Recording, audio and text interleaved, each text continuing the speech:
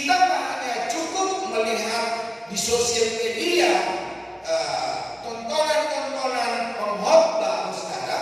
Tetapi bagaimana supaya kita dapat bertumbuh? Perlu ada sebuah komunitas. Ada orang-orangnya di sekitar kita yang dapat mengarahkan kita, memperhatikan kita, menguatkan kita, memberikan kesaksian, dan kita juga bisa jadi berkat bagi banyak orang. Makanya esensi kekristenan itu adalah perkumpulan, persekutuan, komunitas. Ibrani 10 ayat 25 berkata apa? Janganlah menjauhkan diri dari pertemuan-pertemuan ibadah. Jadi dari pertemuan-pertemuan ibadah. Jadi peribadatan kita itu bukan hanya sekali, makanya dibilang pertemuan-pertemuan. Kalau gereja membuat acara, ada doa, ada konser, ada pemahaman Alkitab, itu adalah sebuah pelajaran atau sebuah hal yang dikerjakan oleh gereja untuk apa? Untuk pertumbuhan rohani kita, untuk pertumbuhan iman kita. Setiap gereja membuat acara-acara, baik KKR, baik pemahaman Alkitab, baik konser, baik doa, saudara, baik ibadah raya, itu untuk memperlengkapi kita, untuk membuat kita bertumbuh di dalam Kristus. Nah, itulah sebabnya komunitas sel dan pertumbuhan iman orang percaya itu sangat kita butuhkan. Gak cukup menjadi orang percaya, gak cukup hanya ke gereja, tapi kita harus bertumbuh. Bilang dulu kiri kanannya, harus bertumbuh. Selain hanya bertumbuh, kita harus berbuah. Masih ingat Bapak Ibu Saudara ketika Yesus melihat pohon ara itu tidak berbuah? Karena Yesus tidak mendapatkan buah dari pohon ara itu, Yesus berlaku apa? Yesus mengutuk pohon ara itu, dan seketika itu juga pohon ara itu menjadi kering, mati, saudara. Jadi kita hanya cukup berakar, bertumbuh, berdaun lebar, tetapi kita juga harus berbuah, saudara. Nah, kita langsung saja melihat di dalam kitab Kisah Rasul pasal yang keempat. Kisah para Rasul pasal yang keempat ayat 23 sampai 31. Kisah Rasul pasal 4 ayat 23 sampai 31. Yuk kita baca bersama. 2, 3. Sesudah dilepaskan, pergilah Petrus dan Yohanes kepada teman-teman mereka. Lalu mereka menceritakan segala sesuatu yang dikatakan imam-imam, kepala dan tua-tua kepada mereka. Ketika teman-teman mereka mendengar hal itu, berserulah mereka bersama-sama kepada Allah, katanya, ya Tuhan, Engkaulah yang menjadikan langit dan bumi, laut dan segala isinya. Dan oleh Roh Kudus dengan perantaraan hamba-Mu Daud, Bapa kami, Engkau telah berfirman, mengapa musuh bangsa-bangsa, apa suku-suku bangsa mereka-rekakan perkara yang sia-sia. Raja-raja dunia bersiap-siap dan para pembesar berkumpul untuk melawan Tuhan dan yang diurapinya. Sebab sesungguhnya telah berkumpul di dalam kota ini Herodes dan Pontius Pilatus beserta bangsa-bangsa dan suku-suku bangsa Israel melawan Yesus, hamba-Mu yang kudus yang Engkau urapi, untuk melaksanakan segala sesuatu yang Engkau telah tentukan dari semula oleh kuasa dan kehendak-Mu. Dan sekarang ya Tuhan, lihatlah bagaimana mereka mengancam kami, dan berikanlah kepada hamba-Mu keberanian untuk memberitakan firman-Mu. Ulurkanlah tangan-Mu untuk menyembuhkan orang, dan adakanlah tanda-tanda dan mujizat-mujizat oleh nama-Mu Yesus, hamba-Mu yang kudus. Dan ketika mereka sedang berdoa, goyanglah tempat mereka berkumpul itu, dan mereka semua penuh dengan Roh Kudus. Lalu mereka memberitakan firman Allah dengan berani.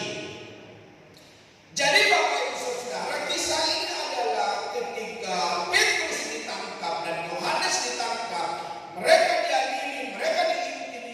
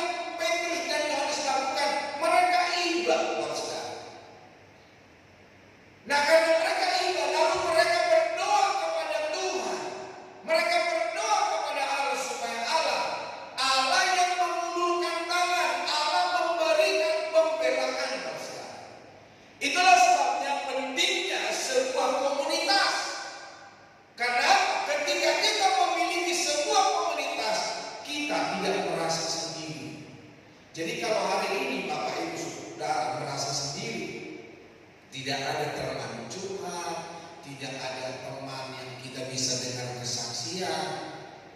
Carilah komunitas yang sehat, saudara. Carilah komunitas orang-orang percaya.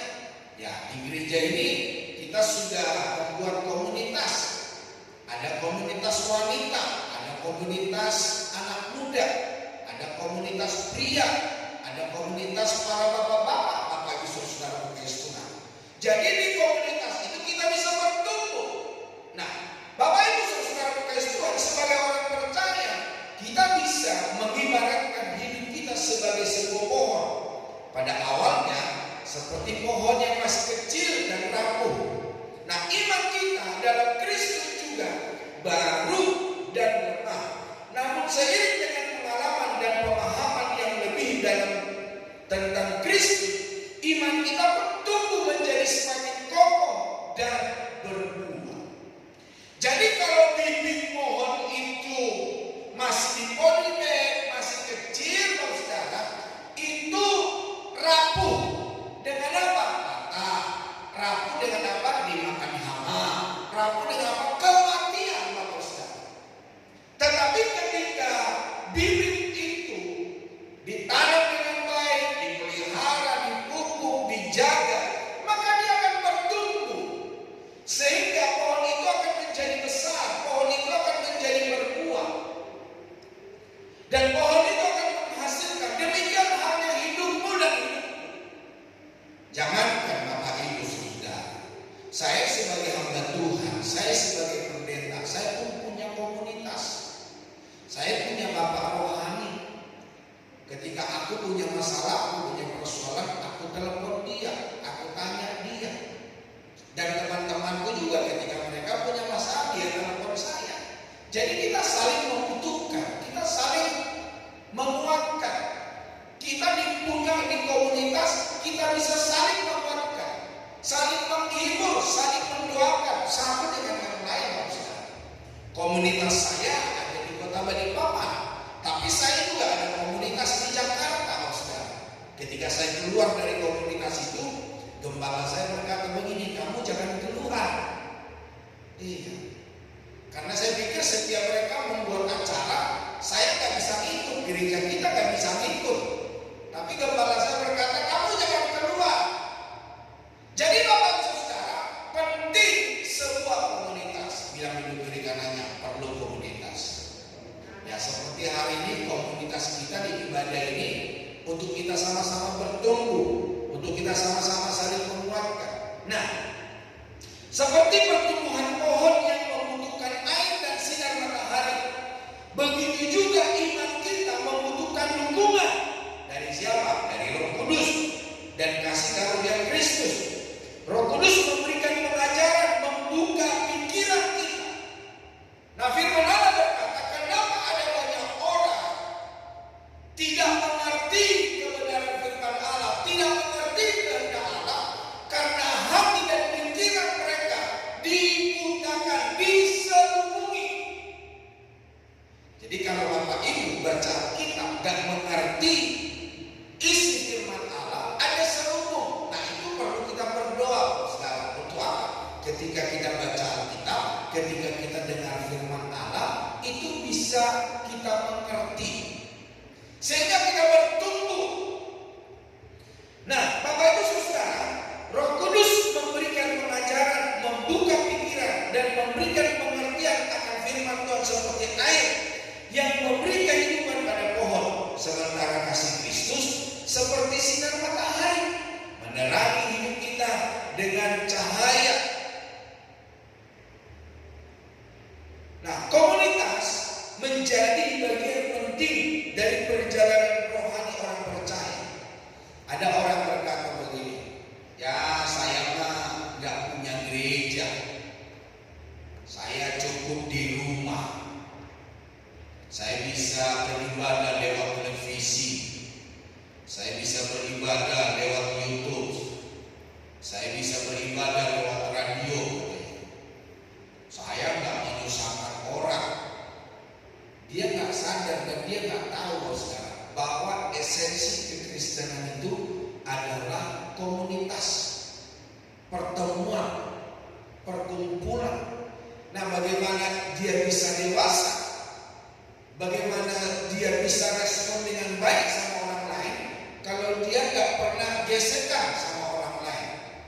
Makanya di dalam firman Allah berkata, besi menajamkan besi. Jadi sesama kita saling menajamkan. Kita gesekan, kita bisa mengenal si A, si B. Oh, kita tahu karakternya. Terus bagaimana respon kita menghadapi orang itu. Nah, di dalam komunitas, di dalam pertemuan, di dalam perkumpulan, itu kita dibentuk, Bapak Ustaz. Itulah sebabnya bilang dulu diri kanannya, selamat datang di komunitas sore ini. Jadi Bapak Saudara, jangan tinggalkan pertemuan-pertemuan. Jangan tinggalkan komunitas. Nah, kalau di komunitas Bapak Ibu diajarkan yang jahat, yang tidak sesuai dengan firman Allah, tinggalkan. Bahkan saya juga berkata, kalau saya mengajarkan yang salah, yang tidak baik di gereja ini, tinggalkan saya, gak usah ikuti. Cari gereja yang lain yang mengajarkan hal yang benar. Tapi kalau Bapak Ibu mendapatkan kebenaran, diajarkan kebenaran, setialah kepada Tuhan, melayanilah, bawalah jiwa-jiwa kepada Kristus. Amin, Bapak Saudara. Saya berdoa kepada Tuhan supaya saya juga menjadi berkat bagi banyak orang. Saya bukan hanya sekedar pengkhotbah, tetapi saya pun jadi berkat. Ada banyak orang, saudara, hanya pintar ngomong, hanya pintar bicara, hanya pintar memerintahkan. Ya, saya tetap belajar. Biarpun saya manusia punya kekurangan, saya tetap belajar menjaga hidup saya. Nah, apa yang dapat di dalam komunitas?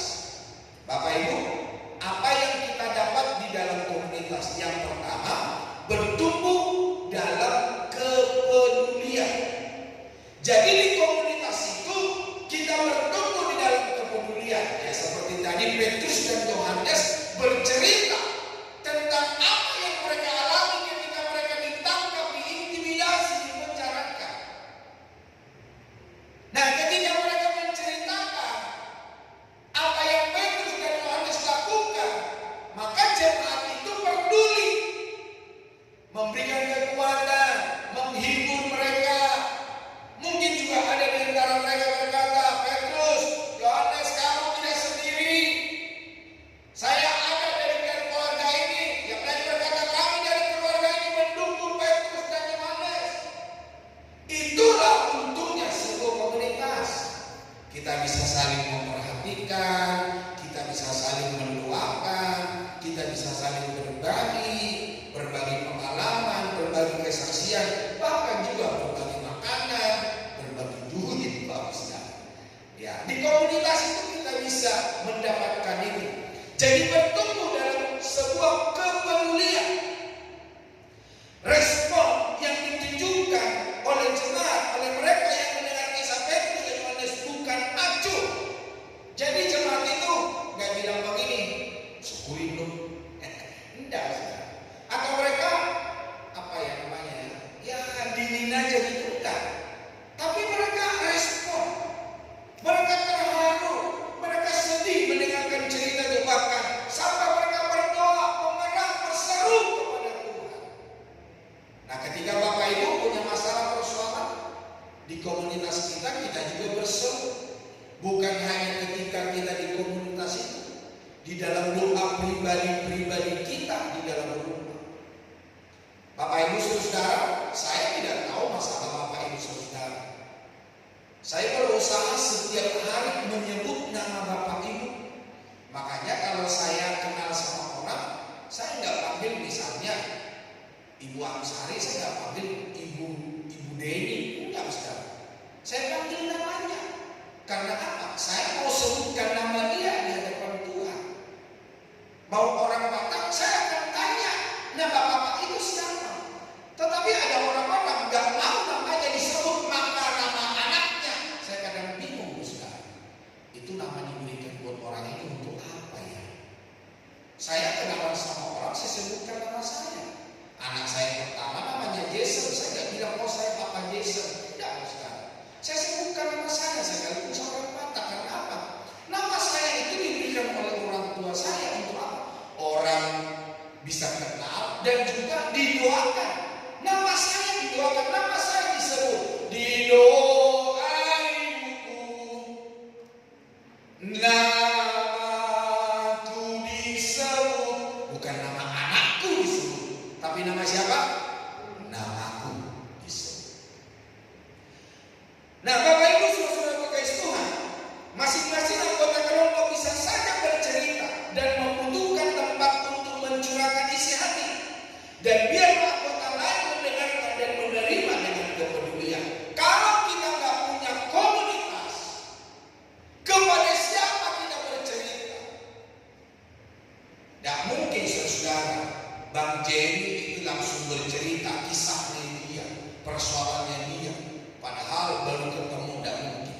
Betul nggak saudara?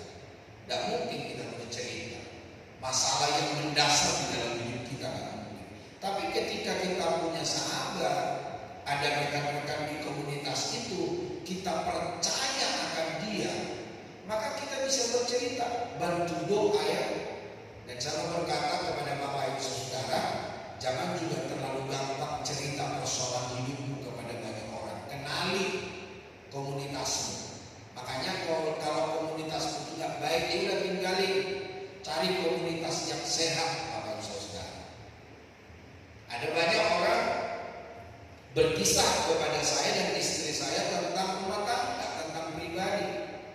Dan kami banyak tahu kisah keluarga, saudara. Ketika kami di Jakarta dan di Balikpapan juga ada, saudara. Tapi kami tidak punya mulut ember.com. Buat kami itu gak perlu orang lain. Kadang-kadang saya sama istri saya, ketika saya konselingin orang atau istri saya konselingin orang, kadang-kadang kita ini gak saling tahu. Ketika istri saya tanya, Pak, apa masalahnya? Saya udah janji sama orang itu, tidak ada yang tahu, hanya saya, dia dan Tuhan. Suatu saat istri saya konselingin orang, saya tanya, Mam, masalah apa? Dia bilang juga, hanya saya dan dia dan Tuhan yang tahu. Jadi Bapak Saudara, sekalipun kita menggembalakan di gereja ini, sekalipun kita suami istri, persoalan orang saya nggak tahu atau istri saya nggak tahu. Ya kita yang konseling sama kita, hanya kita yang tahu, saudara. Jadi itulah komunitas yang benar. Jangan ketika misalnya Bu Magda ngomong sama saya ngomong ke mimbar. Itu tuh Bu Magda itu tuh begini, begini. Itu tidak betul, saudara. Ketika ada orang percaya sama kita di komunitas, kita harus tutup mulut serapat mungkin. Bila perlu dilem Korea.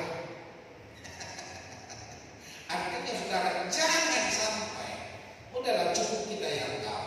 Amin, saudara. Itulah sebabnya milikilah komunitas yang sehat. Di komunitas itu Bapak Ibu bisa didoakan. Nah, di dalam komunitas itu kita bisa berempati. Di situ kita bisa bertumbuh empati, rasa peduli, atau merasakan keadaan orang lain. Atau boleh disebut di dalam hidup kita itu ada radar, saudara. Merasakan perasaan orang, merasakan kesedihan orang, merasakan pergumulan orang.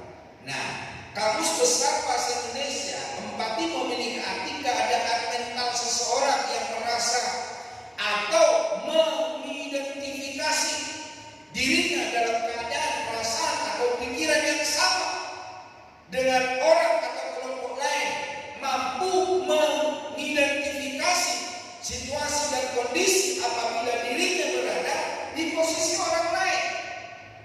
Jadi seperti apa keadaan orang lain, dia bisa menempatkan dirinya sebagaimana orang lain merasakan itu, dia bisa merasakannya. Itu empati, saudara.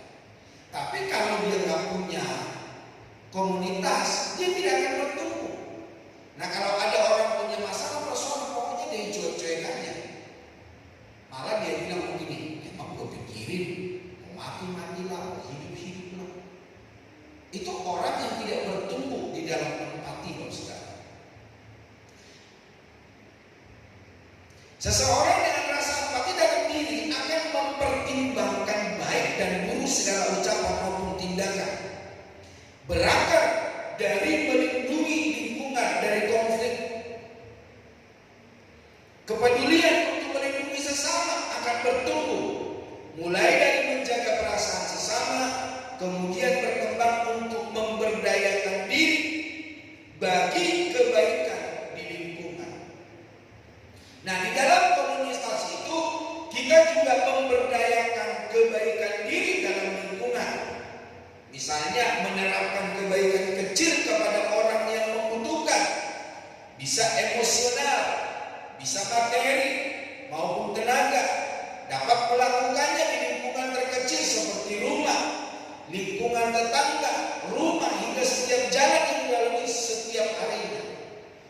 Ya, di lingkungan rumah, saya bersyukur pria-pria di gereja ini, para suami-suami, mereka bukan hanya mencari nafkah, mereka juga ada yang bantu di rumah, ada yang bantu nyapu rumah, ada yang bantu ngepel, ada yang bantu cuci baju, ada yang bantu jemur baju, ada bantu ngambil baju dari jemuran, ada yang bantu bersihin kamar mandi, toilet, dan banyak hal yang saya lihat dari pria-pria di gereja ini, para bapak-bapak melakukan pekerjaan di dalam rumah tangga.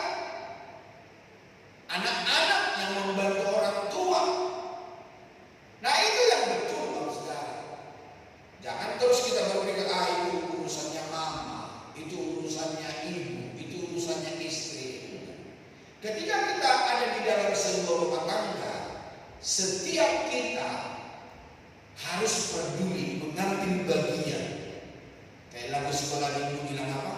Ayo kerja sama-sama, sama-sama, sama-sama. Ayo kerja sama-sama, senanglah hati. Jadi Bapak Ibu Saudara kasih Tuhan, melakukan hal-hal yang bisa kita kerjakan dalam lingkup rumah, lingkungan tetangga rumah. Nah, saya terus terang ketika ada gotong royong di kampung ini, memang kita nggak bisa karena gotong royongnya hari Minggu. Nah, karena gotong royongnya hari Minggu, apa tindakan yang kita perbuat dari gereja? Kita berikan gula, kita berikan kopi. Tapi bukan hanya itu, Bapak Saudara. Ketika ada gotong royong di lingkungan ini, sebelum gotong royong, saya sudah melakukan bagian saya. Bagian saya apa? Jalanan dari depan gereja ini sampai ke atas kanan saya semprot. Nah, ketika jalan itu ditambah, dibeton, Pak RT-nya bilang sama saya begini, Pak Pendeta, ini kita beton. Dan Pak Pendeta ada berkurang tugasnya. Selama ini kan Pak Pendeta yang bersihin jalan ini. Jadi sekarang berkurang hanya sedikit saja. Beberapa waktu yang lalu Pak RT mengeluh sama saya, pojok situ suka banjir keluar ke jalanan. Dan ketika hujan deras saya lihat, saya mau periksa banjirnya di mana, kenapa persoalannya. Akhirnya di pas hujan-hujan deras, ya saya nggak gotong royong, saya kerjain sendiri, Bapak Saudara. Saya pas waktu itu ada galah di situ saya simpan, saya ambil galah itu, saya cucuk-cucuk, kok susah benar ya, kok tanah sudah ngumpul di dalam. Ternyata saya lihat di pembuangan itu keluar itu cuma disumpal batu sedikit. Dan ada sandal di situ. Waktu batu itu saya angkat, sandalnya keluar, terus airnya jos. Nah, sekarang itu bersih, Pak Saudara. Saya ketika naik motor atau saya pas pagi-pagi lihatin lagi masih kotor enggak. Jadi Bapak Ibu Saudara, apa yang ada di lingkungan kita, bagi saya, bagi gereja ini gak ada masalah. Dia mau banjir ke jalanan, gak ada masalah, Pak Saudara. Tapi kita sebagai warga di tempat ini, kita pun harus ikut peduli, Pak Saudara. Kalau saya pas nyemprot rumput, saya nyemprot sampai ke jalanan sana, sampai ke gang atas itu, sampai ke bawah.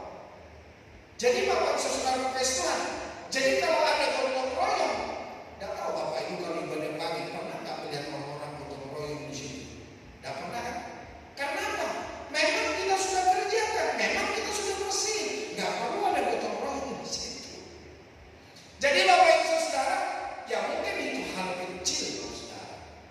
Tetapi paling tidak kita memberdayakan diri tentang kebaikan kepada lingkungan.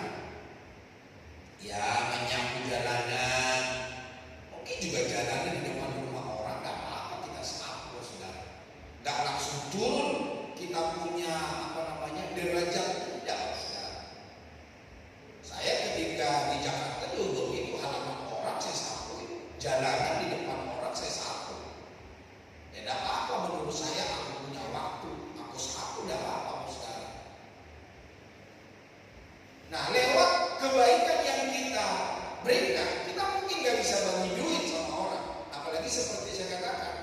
ketika kami di Jakarta, saya nggak bisa ikut gotong royong. Apa yang aku lakukan di Jakarta, ya kita bagi kopi, kita kasih gula, atau mungkin kita kasih duit ke PRT, tolong belikan apa yang dibutuhkan. Gitu Pak Ustaz.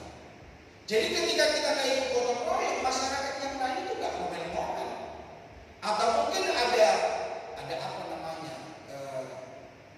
di lingkungan itu ada jaga malam.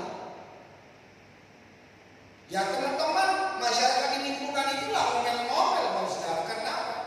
Ya mungkin secara pribadi kita nggak bisa ikut, tapi kopi kita keluar, gula kita keluar, duit kita keluar, atau roti kita berikan Pak Ustaz. Jadi Bapak Ibu saudara-saudara kekasih Tuhan, memberdayakan kebaikan diri.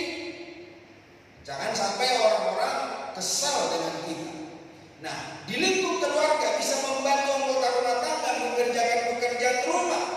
Orang-orang muda, anak-anak remaja, kita sebagai anak kita bisa bantu di dalam lingkungan rumah tangga, cuci piring, atau nyapu, atau ngepel.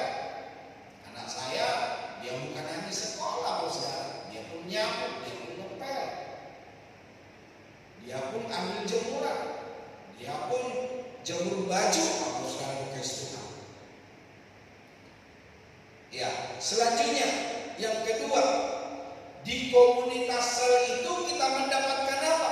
Bertumbuh di dalam doa. Ya, ada banyak Bapak Ibu yang saya lihat ketika ikut konser setiap hari Kamis bertumbuh di dalam doa. Kalau tadinya datang ibadah itu bengong gitu ya, lihat kiri, lihat kanan, main HP. Dan saya lihat ada pertumbuhan. Sekarang bisa menyembah, sekarang bisa berdoa syafaat. Karena apa? Di komsel itu kita belajar bersama menyembah, kita belajar bersama untuk berdoa. Makanya di hari Kamis itu diberikan kesempatan buat kita berdoa buat pribadi, berdoa buat suami, berdoa buat istri, berdoa buat orang tua, berdoa buat anak-anak. Gak apa-apa mungkin cuma 10 kalimat, tapi lama-kelamaan setiap kali kita ada komunitas, di situ kita diajari. Yang akhirnya doa kita bisa berdoa semakin luas. Berdoa untuk hamba Tuhan, berdoa buat lembaga sidang, berdoa buat tetangga, berdoa buat bangsa negara, keamanan, orang tua dan siapa saja. Mereka yang sakit, mereka yang membutuhkan pergumulan, pertolongan Tuhan, kita berdoa buat mereka. Kenapa? Kita bertumbuh. Tapi kalau kita nggak bertumbuh, maka ketika kita diberikan kesempatan berdoa, kita bilang begini, jangan saya nggak bisa ngomong. Padahal kalau ngomel pinter, kalau maki-maki orang pinter. Tapi kalau disuruh berdoa, gayanya gaya dada. Artinya jangan saya, itu aja bapak itu aja. Coba lihat kiri kanannya, suka nggak punya gaya dada ketika dia disuruh berdoa. Gaya dada itu begini, dada. Jangan salah. Jadi di komunitas itu kita bertumbuh di dalam doa. Nah, beberapa ayat ini menunjukkan bagaimana orang percaya berdoa dan menyampaikan permohonan kepada Allah. Komunitas bagi kita bukan hanya tempat untuk bisa bertukar kisah, tetapi juga tempat untuk belajar bertumbuh di dalam doa seperti yang sudah saya sebutkan tadi. Yang tidak bisa berdoa diajar dan dilatih untuk berdoa. Ya kayak misalnya doa makan, nah, gitu ya. Di rumah Bapak Ibu bisa belajar doa untuk tidur. Sesudah itu terus bertekun dan bertumbuh dalam persekutuan doa bersama-sama. Bertekun di dalam doa membawa kekuatan rohani dan juga menyatakan kemenangannya. Di gereja kita ini ada seorang bapak yang suka saya panggil kok. Dia pun dibaptis tapi dia rajin ke gereja. Anak-anak beliau melayani di gereja ini. Salah satu pemain drum itu anaknya. Tapi engkau itu belum dibaptis saudara. Nah suatu saat disuruh berdoa. Pertama kali dia nolak, aduh jangan saya. Tapi yang kedua kali, ketiga kali, sekarang dia bisa berdoa. Berdoa buat makan. Waktu doa kita tadi doa pagi di komsel, saya pernah berkata, nanti kau berdoa ya buat Bapak Ibu Gembala, Saudara Gembala. Saya nggak dengar doanya, tapi paling tidak ada satu dua kata yang dipanjatkan kepada Tuhan. Ketika didoakan, saya dengar bagus juga doanya. Jadi Bapak Saudara bertumbuh, bilang dulu kiri kanannya bertumbuh dalam doa. Iya. Nah, seperti Paulus misalnya memberikan contoh bagi kita di dalam Kolose pasal yang pertama 9 sampai 12. Nanti Bapak Ibu bisa baca di rumah. Kolose pasal pertama 9 sampai 12. Di situ ada pokok doa Paulus merupakan kebutuhan rohani yang sangat penting. Paulus itu memohon kepada Allah hikmat dan pengertian agar jemaat mengetahui kehendak Allah. Tapi bagaimana jemaat itu mengerti nggak? Oh iya, akhirnya mengerti. Nanti kalau Bapak Ibu baca Alkitab, Rasul Paulus itu mendengarkan kebaikan pertumbuhan rohani jemaat bukan dari sesama jemaat, tapi orang-orang luar yang tidak percaya Yesus. Paulus mendengarkan kebaikan hati jemaat Tuhan bukan dari sesama jemaat, tapi dari orang luar. Jadi kenapa orang luar melihat perubahan hidup kita? Orang luar melihat pertumbuhan hidup kita.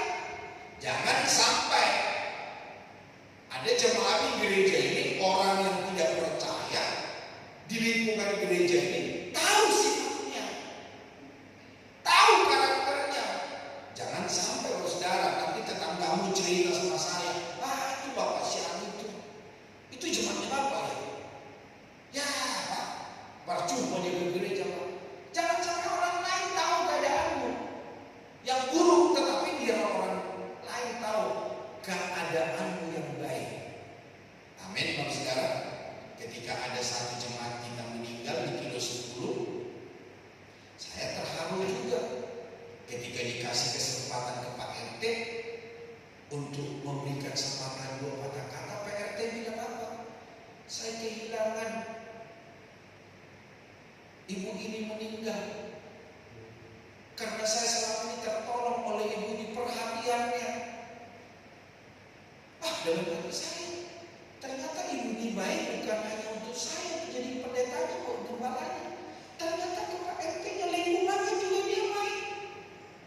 Gimana Bapak Ibu? Di lingkungan Bapak Ibu saudara, Bapak Ibu baik nggak? Maaf.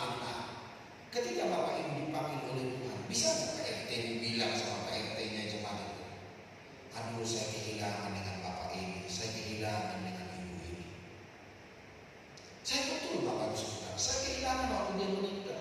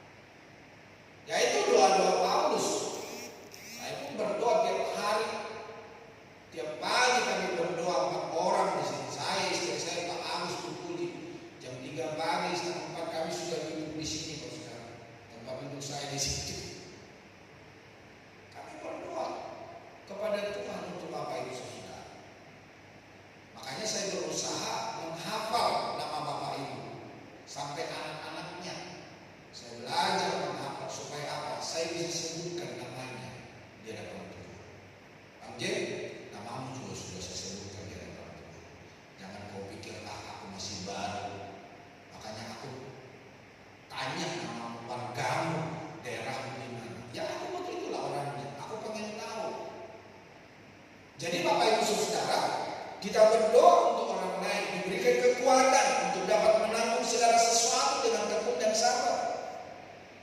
Agar jemaat selalu mengucap syukur kepada Allah. Ketika di sini ada doa pengurapan,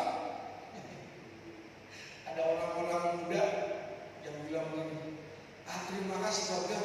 Pak Gem doain saya untuk pasangan hidup. Terus ada yang lain, ya Pak Gem gak doain saya pasangan hidup katanya. Yang didoain pasangan hidup, cuma saya doang ini Pak. Sebetulnya Bapak Saudara memang secara langsung mungkin gak didoakan. Tapi di doa-doa kami, setiap hari kami berdoa kepada Tuhan. Mereka mau baik sama kita atau tidak baik, saya sebutkan nama mereka di hadapan Tuhan. Untuk apa kiranya Tuhan yang menolong dan membela. Bapak Ibu Saudara, saya bersyukur menjadi orang Batak. Ini ada Bang Jim di sini. Ada berapa kita orang Batak di sini? Lagu-lagu orang Batak itu lagu-lagu doa kepada Tuhan. Tidak ada lagu-lagu yang maki-maki.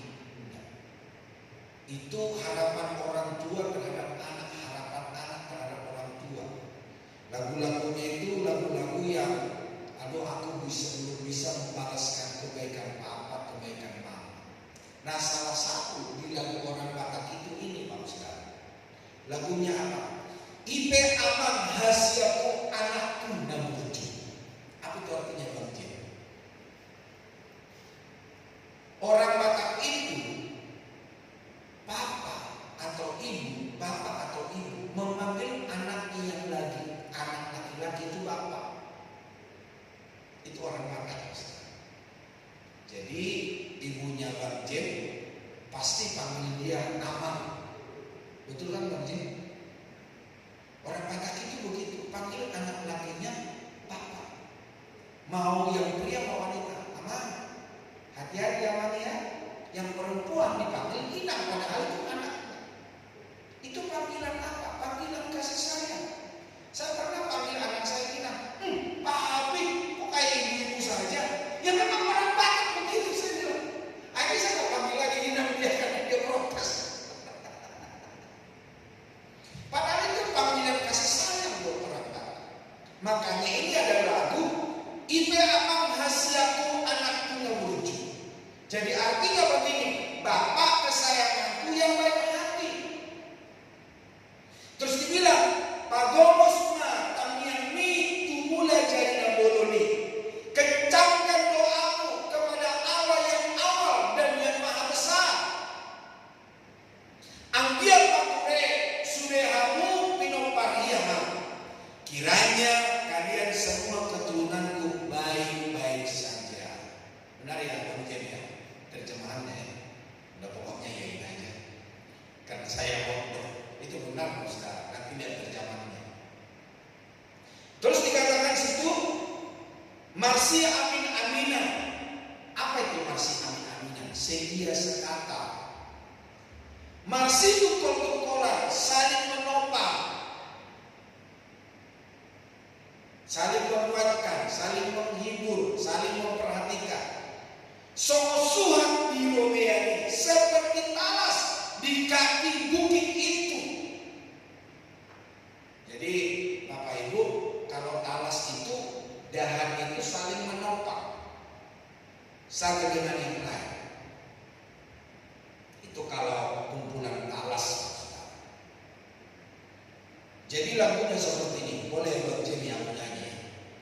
Ale amang hasiaku anakku naburju pagomosma tamian mi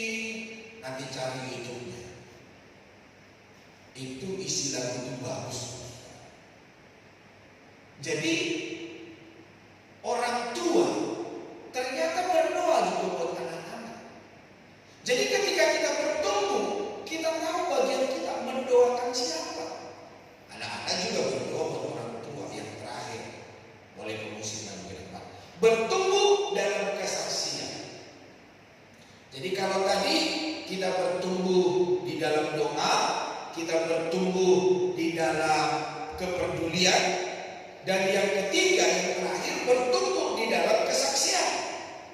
Komunitas bukan saja tempat untuk mendapat dukungan doa, tetapi juga menjadi tempat bersama melaksanakan kesaksian. Ya, seperti di komsel kita kan, Bapak Ibu kan diberikan kesempatan. Apa yang dapat Bapak Ibu dapatkan dari komsel kita? Nah, di samping Bapak Ibu mendapatkan berkat dari renungan dari komsel kita, di situ juga Bapak Ibu sekalian menyaksikan kebaikan Tuhan, menyaksikan respon Bapak Ibu terhadap banyak orang. Sekali lagi, saya sangat diberkati ketika misalnya khotbah hari ini, hari Kamis kita komselkan. Saya seringkali berpikir begini, iya ya, ibu ini, bapak ini, atau saudari ini, kok ada hikmat yang ini, saya bisa dapatkan, saya juga diberkati. Sekalipun saya sudah berkhotbah minggu, saya diberkati dari kesaksian Bapak Ibu Saudara. Pendapat Bapak Ibu menguatkan saya, sekalipun saya sudah berkhotbah, saya diingatkan pulang, Saudara. Jadi di komunitas itu kita dapat bersaksi. Nah, kesaksian yang kita bisa lakukan di dalam komunitas apa? Kesaksian hidup orang Kristen, yaitu masa lalu. Nah, dulu kita siapa? Mungkin dulu kita bilang, aduh, saya dulu itu suka marah, gampang marah. Saya dulu gampang tukang pukul, sedikit-sedikit pukul, sedikit-sedikit ngoceh, sedikit-sedikit maki. Tapi sekarang saya dipulihkan oleh Tuhan. Dulu saya mencuri, dulu saya mau ngapa, sekarang udah gak lagi. Nah, itu kesaksian. Karena apa? Diubahkan. Nah, setelah bertobat, ada kesaksiannya. Sekarang ada orang ngomong ke saya, kamu sekarang beda ya, kamu udah cocok nih jadi pendeta. Kalau ada orang bilang begitu, kamu sudah cocok jadi pendeta, itu Bapak Ibu harus semakin berjuang. Untuk apa? Berarti respon Bapak Ibu, perkataan Bapak Ibu, cara kerja Bapak Ibu, sikap Bapak Ibu berbeda dengan orang lain. Apalagi orang lain berkata begini, Kristen kok beda ya sama Kristen orang itu. Bapak Ibu harus semakin getol, Bapak Ibu harus semakin bertumbuh. Karena apa? Berarti kekristenanmu itu bukan Kristen abal-abal, bukan Kristen kaleng-kaleng. Bilang dulu kiri kanannya, jangan Kristen kaleng-kaleng. Iya, Kristen yang bisa dinilai oleh orang lain, bukan Kristen yang kaleng-kaleng. Orang memperhitungkan kekristenan kita. Kenapa? Kita bertumbuh, kita menjadi inspirasi, kita menjadi berkat untuk orang lain. Amin Bapak Ibu. Jadi Bapak Ibu Saudara, setelah bertobat ada sesuatu yang orang lain. Nah, setelah itu apa? Ada komitmen. Setelah bertobat apa? Seperti Bapak Ibu berkomitmen setiap Kamis ikut doa, pujian penyembahan, ikut komsel. Setiap hari Kamis juga kita berpuasa, Saudara. Kami suami istri selalu melakukan itu. Jadi setiap Kamis kami berpuasa. Kadang lupa. Nah, kalau lupa diganti hari Jumat, Saudara. Ya biar lupa nggak diterusin makannya. Ya udah, yang sudah digigit ya udah ditelan, nggak usah dilempet.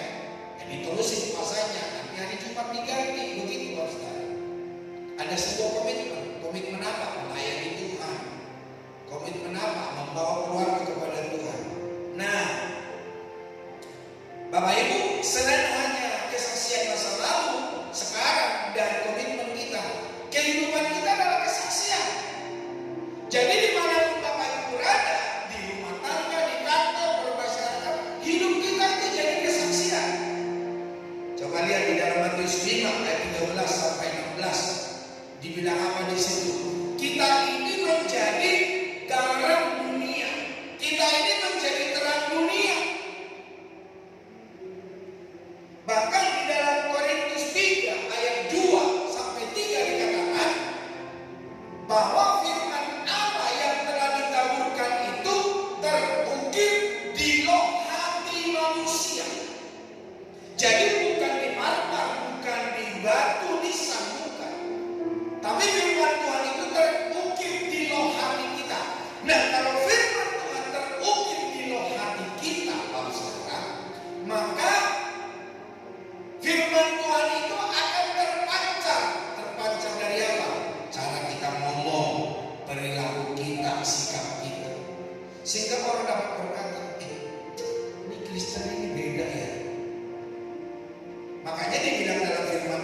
kita ini menjadi suratan Kristus yang terbuka. Semua orang bisa membacanya. Suratan Kristus yang semua orang bisa baca. Makanya saya berkata, kita ini jadi Alkitab yang hidup, yang berjalan, yang bisa dibaca oleh orang lain. Jadi tanpa orang lain punya Alkitab, orang lain bisa membaca Alkitab lewat siapa? Lewat hidupmu dan hidupmu. Cara kita bekerja, cara kita berteman, cara kita bermasyarakat, sikap kita, respon kita. Jangan Bapak Ibu pikir ketika Bapak Ibu ada di lingkungan orang lain, Bapak Ibu tidak dimata-matai. Dimata-matai. Saya pernah memberikan kesaksian. Ada sekumpulan orang Kristen makan di warteg. Dari awal yang punya warteg itu sudah memperhatikan, saudara. Ini orang-orang Kristen itu makan, saudara. Ya, mereka ngomong tentang kekristenan. Giliran bayar, yang punya warteg bilang begini, warteg Tegal, warteg orang Tegal. Yang punya warteg bilang begini, apakah kalian semua orang Kristen?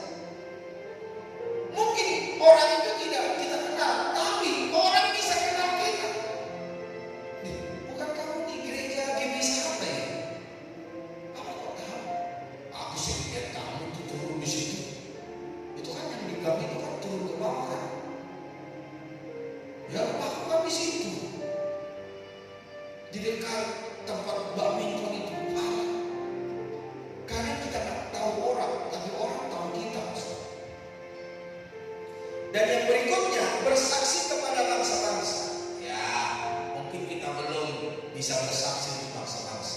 Paling tidak ke beberapa suku yang ada di sekitar kita. Seperti kita di Balikpapan ini kan ada banyak suku kan. Banyak suku, kita menjadi kesaksian dalam keluarga kita, teman kita, sahabat kita. Nah, kesaksian terbaik adalah kesaksian sesuai pengalaman bersama dengan Tuhan. Dan dilandasi pada doa kepada Allah. Pengalaman itu bisa berupa pertolongan Tuhan, mujizat, ketekunan dalam pembentukan karakter dan lain-lain. Doa mengubah ketakutan menjadi keberanian. Doa membuka jalan untuk menjadi pintu yang terbuka. Doa mengajarkan, mengerjakan mujizat Allah. Amin, saudara. Itulah sebabnya bila memiliki kanannya, ayo berdoa. Hidup di dalam konsep.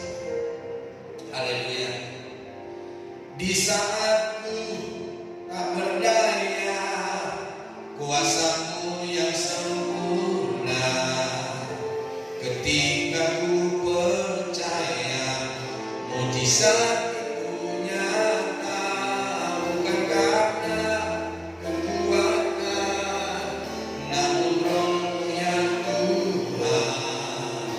Ketika ku berdoa, mujizat itu nyata.